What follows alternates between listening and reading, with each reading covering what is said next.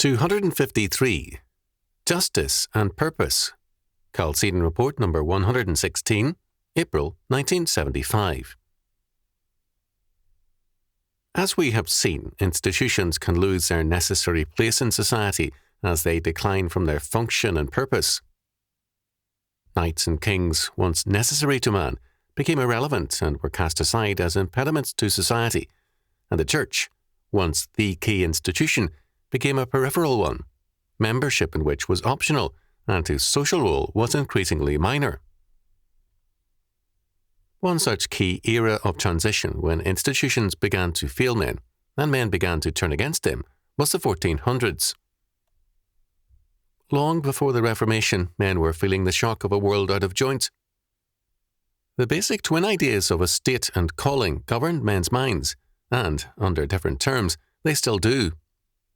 It was assumed that men are sinners, but it was still held that, in a working society, men acted, in some degree, in conformity with their position and calling.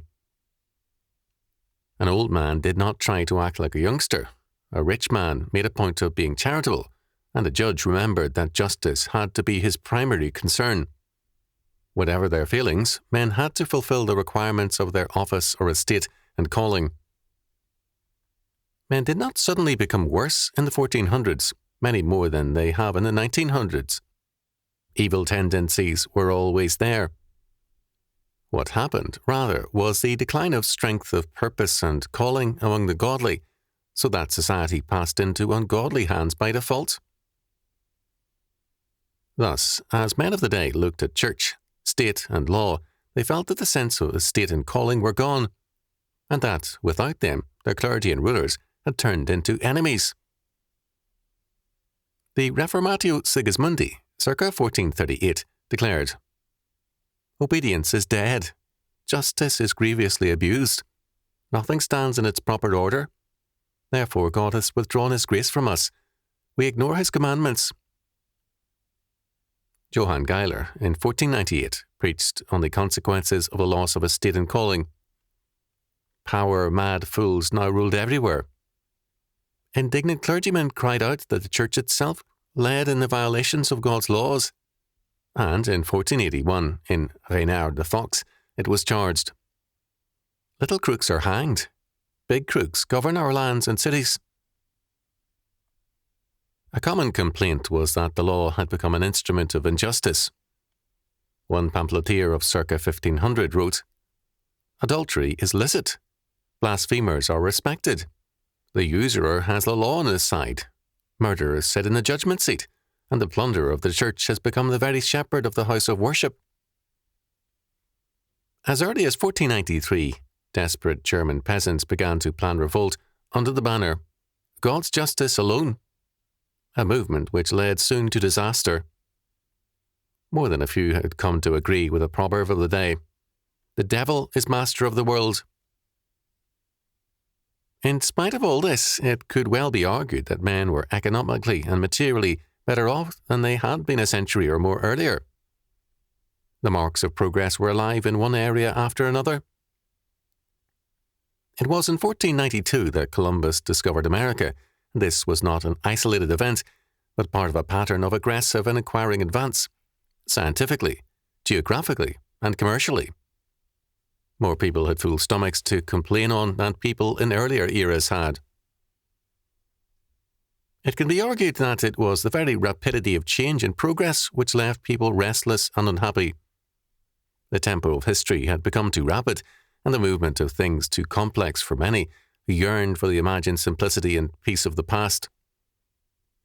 All this is clearly true, and more, but it ignores a central fact. The marks of progress were there, but not of justice, nor of faith. Western man in 1500 found his society meaningless in terms of the requirements of faith and justice. To the movers of society, in increasing numbers, talk of God and justice had become irrelevant. It was a later age which affected dismay at Machiavelli, 1469 to 1527, and his writings, not his own era. Machiavelli had simply expressed the philosophy of a century. Man should be governed by, and should govern in terms of, what is, not what ought to be. in terms of pragmatism, not religion. It was not until the 20th century that man again affirmed openly the same philosophy, and the results are again the same. The loss of a state and calling, the loss of meaning. Even though the man in the street is by and large a pragmatist himself, he hates, fears and distrusts politicians as pragmatists, and he has contempt for a pragmatic clergy. The writers of our times are again full of self-pity for their plight, and, while themselves unjust, cry out for justice. Man cannot live long without justice. A world without justice soon quenches the spirit of man, or moves him to savage rebellion.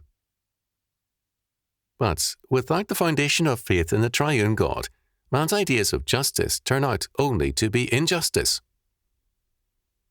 Isaiah declared, chapter 59, verses 14 and 15, "And judgment is turned away backward, and justice standeth afar off. For truth is fallen in the streets, and equity cannot enter. Yea, truth faileth, and he that departeth from evil maketh himself a prey." Because the primacy of truth, absolute transcendental truth, had departed from society, justice and integrity were gone, and men were governed by, and governed in terms of, their evil. Rome had world power in its hands when, in the person of Pilate, it pronounced truth irrelevant. What is truth? John chapter 18, verse 38, said Pilate, finding truth irrelevant even as he faced it in Jesus Christ. Without truth, Rome decayed and finally collapsed. It was not really overthrown, it fell apart.